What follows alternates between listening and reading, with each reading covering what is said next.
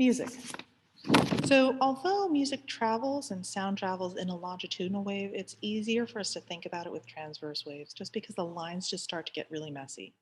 So we're going to pretend that it's a transverse wave because that'll help us. So the pitch, or what note something is related to the frequency. So if I change the frequency, then I'm changing the pitch. The volume is the amplitude, how high or low, or in the longitudinal, how much it compresses, how much it expands.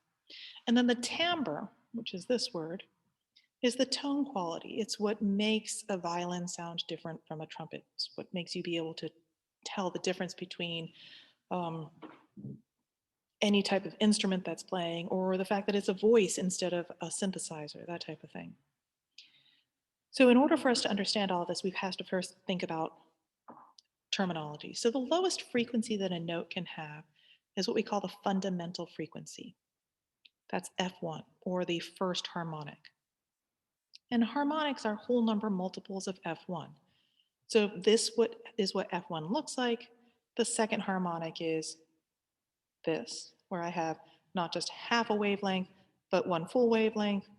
Third harmonic would be 1.5 wavelengths. And the reason why I'm drawing it like this rather than just like that is because if you think about a string being plucked, right? So you're plucking a string, it vibrates back and forth, up and down. Really, this is what it looks like. And we call that a standing wave because the wave's not moving back and forth. It's not like it's moving to the shore. It's just stuck between these two fixed ends. And so I see this thing going up and down. If you look at a string when it's plucked from the side, you'll see that it doesn't just make this that looks like a jump rope. You'll actually see it look like it's buzzing in a lot of different places, and that's because the string is also vibrating at the same time in the harmonics. So it will not only go up and down, but also 2F, 3F, 4F, 5F. After about seven harmonics, it starts to die down because it just gets higher. So all instruments and voices produce harmonics, sometimes called overtones, in addition to the fundamental frequency. So F1 is the main note we hear, whatever that looks like. F2 is twice that, right? So if this is my F1, this is my F2. My F2 is an octave higher. So it's like the difference between da, da. The third harmonic is a fifth higher than the main note, or actually the octave. So it's da, da. F4 is the octave above this, and F5 is a third above this, and a third is da, da.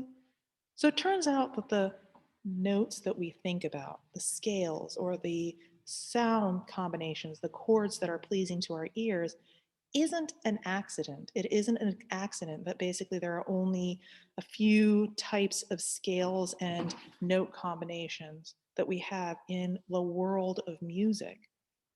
It's because that's what happens when you play instruments, or even when you sing, is that our brain is actually hearing all of these different note combinations.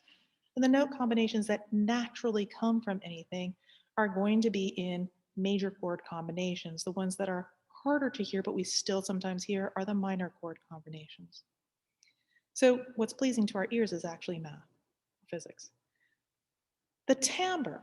So the timbre is a complex wave combination of the harmonics. So for example, if my instrument allows me to hear the first and second harmonic, that combination that my ear hears is actually going to look like this. It's going to be a combination.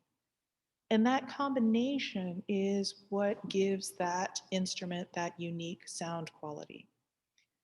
Different instruments, the materials that they're made of, how the sound's created, right? Whether it's two reeds buzzing, one reed buzzing, your lips buzzing, singing with your vocal cords, or the string going back and forth, all of those relate to the sound of the instrument and the quality of your tone. That's what makes the difference between a cheap instrument and an expensive instrument.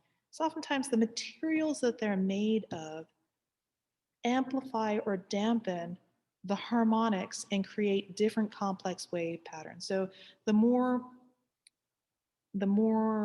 minimal that complex wave pattern, the less rich the sound seems to us, and the more the instrument is able to coax out those other harmonics and therefore make even more complex waves will then change how it sounds to our ears. And what's really amazing is that our ears can pick up these minute differences, especially trained musicians um, can pick up the difference and actually tell the difference between not just instruments, but also makes of instruments or um, different compositions of instruments. So, for example, if you have a flute, the difference between a mouthpiece that's made out of gold versus silver versus nickel. Those will actually change the sound quality of the tone that comes out, the timbre, because it changes the number of harmonics that come out.